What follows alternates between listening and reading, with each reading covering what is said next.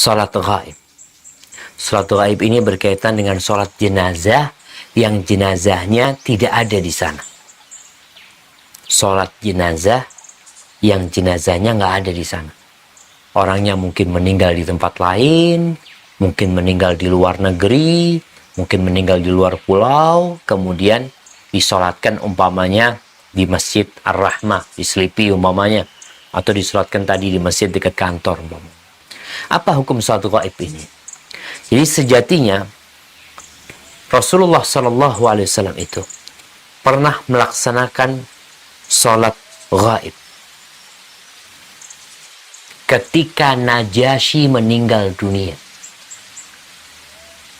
Ingat, ketika Najasyi meninggal dunia, Raja Habasyah, yang Rasul SAW menyuruh para sahabatnya hijrah ke sana, dan Najasyi masuk Islam. Nabi SAW mendapat informasi dari Jibril, maka beliau menyuruh para sahabat untuk mensolatinya, dan Nabi mengimami mereka mensolati Najasyi. Dari sinilah disimpulkan oleh para ulama diperbolehkan sholat ghaib.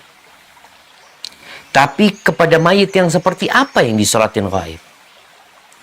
Yang pertama jelas untuk mayit yang tidak disolatin. Mayit ini hilang, Ustaz. Umpamanya ada anak jatuh di laut kemudian hilang. Mungkin dimakan ikan hiu, atau ada yang dimakan oleh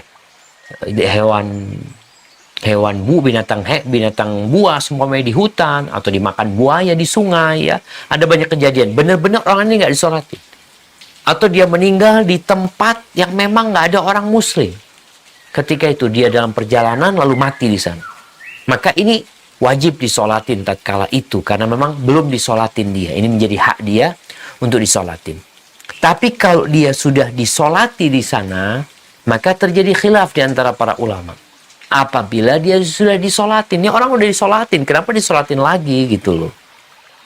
Maka terjadi khilaf di antara ulama. Sebagian mengatakan, ya yang disolati itu adalah orang yang memiliki kedudukan besar dalam Islam ini. Sebagaimana Nabi mensolati Najasyi, seorang raja. Kemudian tidak ada riwayat Nabi mensolatin yang lainnya pada waktu itu, sampai beliau meninggal dunia sallallahu alaihi wasallam. Tapi hukum salat ghaib tetap berlaku. Kemudian ada yang mengatakan, ya kalau sudah disolati, ya nggak perlu disolatin. Namun kalau ingin mensolati, maka sebagian ulama membolehkan bagi kita untuk mensolati sholat ghaib tersebut.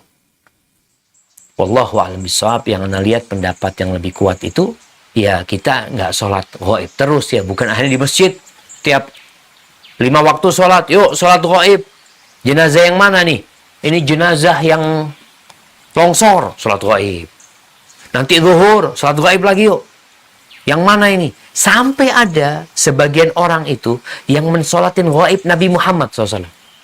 Ada kelompok yang seperti itu. Kan sudah meninggal Nabi SAW. Ya kita sholat ghaib, kita kan waktu itu masih belum lahir gitu. Maka hendaklah kita memahami khilaf yang terjadi para ulama. Anda lihat pendapat yang lebih kuat, yaitu kalau orang itu memang orang yang punya kedudukan yang tinggi, ya, sehingga kita ikut mensolatin ghaib mereka, nggak ada masalah. Tapi kalau umpamanya orang-orang yang memang kena COVID, Ustadz, karena di kampung ini kita nggak bisa mensolatin dia, Ustadz. Kita ini dilarang untuk ke kuburannya juga dilarang. Akhirnya mereka mensolatin ghaib. Semoga nggak ada masalah. Tapi yang lebih penting buat kita, karena dia sudah disolatin, berarti hak dia sudah ditunaikan. Yang kita lakukan adalah mendoakan orang-orang yang meninggal itu, jamaah. Hadza wallahu a'lam bishawab.